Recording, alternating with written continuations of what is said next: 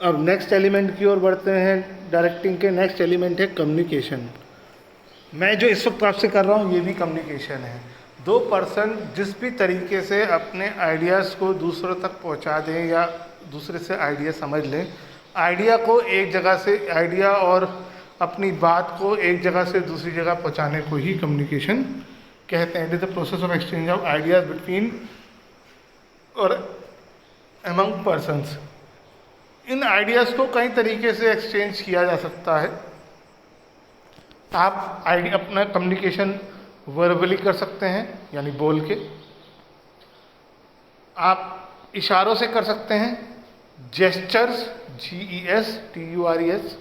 आप डायग्राम से कर सकते हैं, आप लिख के कर सकते हैं। It can be verbal, it can be written, it can be in the form of diagrams और it can be in the form of gestures. Diagram से कैसे, आप देख रहे होगे बीच में ये जो वीडियो बनी है उसमें आपको कुछ अलग तरह से डायग्राम दिखाई दे रहे होंगे, तो उससे भी कई बातें समझ आती है।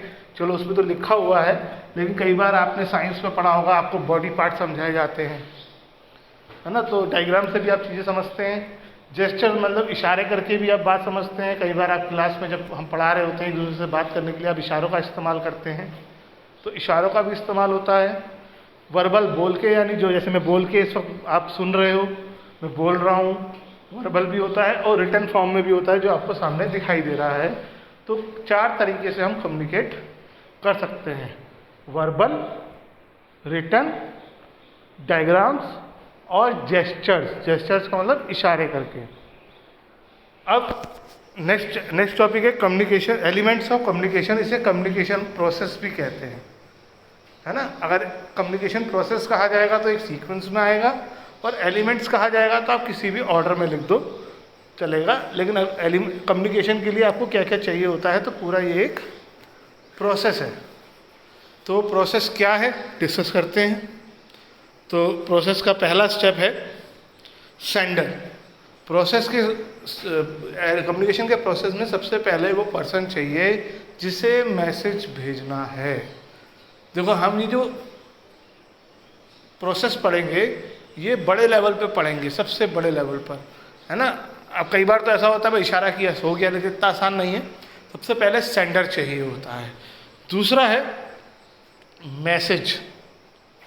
मैसेज, जो मैसेज हमें भेजना है, जिसे हमें कम्युनिकेट करना है। जैसे अभी भी ये टॉपिक मैं आपको समझा रहा हूँ, तो उससे पहले मैं सेंडर हूँ, और जो मैं आपको समझाना है उसके लिए जो सामने आपको दिख रहा है मोबाइल में आपके, ये जो मैं वीडियो दिख रही है, ये वीडियो में ये सब बनाया गया, ये मैसेज है। Next is encoding. एनकोडिंग का मतलब है मैसेज को सेंडिंग फॉर्म में लाना, है ना। ये जो मैंने बनाया हुआ है, इसे इस तरीके से बनाया है कि आपको समझ आए। जैसे ये प्रोसेस मैं आपको समझा रहा हूँ, तो एक सीक्वेंस में ये बॉक्सेस आ रहे हैं ताकि आपको सीक्वेंस समझ आए। तो ये एनकोड किया गया है। कई जगह पे एनकोडिंग का मतलब ऐसी लैंग्वेज में कन्वर्ट करना होता है जिससे सामने वाले को समझ आ जाए, है ना। जैसे हम न्यूज़पेपर में कोई मैसेज डालते हैं, तो मैसेज हमें मालूम है, उसे न्यूज़पेपर के हिसाब से हमें कन्वर्ट करना होता है। आपने इंग्लिश वगैरह में एडवर्टाइजमेंट पढ़ा होगा या नोटिस पढ़ा होगा, तो उसे उस लैंग्वेज में कन्वर्ट करना। कई जगह पर आपको एनकोडिंग का मतलब पासवर्ड लैंग्वेज में, सीक्रेट लैंग्वेज में कन्वर्ट करना भी होता है, ताकि हर एक जना उसे समझ ना पाए। देन मीडिया, जिसके थ्रू आप भेजेंगे, वो क्या मीडिया होगा। मोबाइल के थ्रू, न्यूज़पेपर में, टेलीविज़न के थ्रू, इंटरनेट के थ्रू, ईमेल के थ्रू, आप या स्कूल में ही नोटिस बोर्ड पे लग जाएगा, मैसेज जाएगा। What is the process of sending. आप मीडियम क्या यूज़ करेंगे, they are so many medium available. आप इशारा करेंगे, आप बोल के बताएंगे, अगर आप बहुत दूर है तो आप चिट्ठी लिख कर बताएंगे, टेलीफोन करके बताएंगे, मोबाइल से फ़ोन करेंगे, क्या मीडियम यूज़ करोगे। उसके बाद जब आप उस मीडिया से सेंड कर देंगे तो सामने वाले के पास मैसेज रिसीव हो जाएगा, तो वो उस मैसेज को डिकोड करेगा। डिकोड करने का मतलब उसे समझेगा। जैसे मैंने ये मैसेज आपको टॉपिक आपको पढ़ा दिया, आप टॉपिक को समझोगे सुनकर, that is you are decoding it. मैंने एनकोड करके आप तक पहुंचाया, आपने मोबाइल से रिसीव किया, अब आप उसे डिकोड कर रहे हो। डिकोड करने के बाद वो आपके पास पहुंच जाएगा, मैसेज आपको समझ आ जाएगा, तो रिसीवर। उसके बाद आप फीडबैक दोगे कि आपको समझ आया या नहीं आया। मैं फीडबैक कैसे लेता हूँ, मैं आपको होमवर्क दे देता हूँ, है ना, या कई बार आप मुझसे ही मैसेज करके पूछ लेते हो, सर इसमें ये कैसे हुआ, या इसका मतलब क्या था। अकाउंट्स में पूछ लेते हो, सर ये डेबिट क्यों हुआ, ये क्रेडिट क्यों हुआ, इसका आंसर ये क्यों आ रहा है ना, या होमवर्क। तो फीडबैक लेना ज़रूरी है, खाली मैसेज काफ़ी नहीं है देना। स्पेशली बिजनेस में ये भी ज़रूरी है जानना कि क्या मैसेज सही तरीके से पहुंच गया या नहीं पहुंच गया। और लास्ट है, ये प्रोसेस तो नहीं है लेकिन ये एक एलिमेंट है, नॉइज़। नॉइज़ का मतलब आपको पता है, शोर या आवाज़।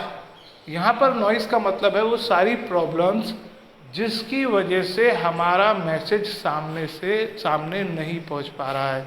जैसे बहुत से लोगों से मैं पूछता हूँ कि आप होमवर्क क्यों नहीं कर रहे हो, तो उनका जवाब होता है सर इंटरनेट स्लो है। एक का जवाब है सर हम तो यहाँ अवेलेबल ही नहीं है, हम तो आउट ऑफ स्टेशन है, वहाँ पे सिग्नल्स ही नहीं आते हैं। कोई कह रहा है कि मेरा सर मोबाइल ख़राब है।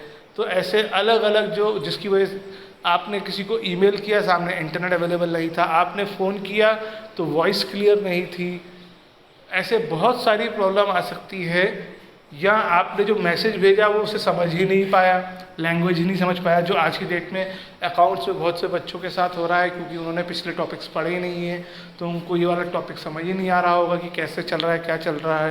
तो दैट इज़ नॉइज़, जिसकी वजह से आप अपनी बात को सामने वालों को, सेंडर और रिसीवर के बीच मैसेज प्रॉपरली कम्युनिकेट ना हो पाए। उसका वो रीज़न कोई भी हो सकता है, इंटरनेट का फेलियर हो सकता है, आवाज़ का ख़राब होना हो सकता है। मैं फ़ोन पे बात कर रहा था, बहुत तेज़ हॉर्न बजा और मेरी आवाज़ उसमें हॉर्न में दब गई, तो वो भी एक नॉइज़ हुआ। जरूरी नहीं है कि नॉइज़ का मतलब शोर ही है, बीच में फ़ोन डिस्कनेक्ट हो गया, that is also a type of noise. तो ये एलिमेंट्स ऑफ कम्युनिकेशन है।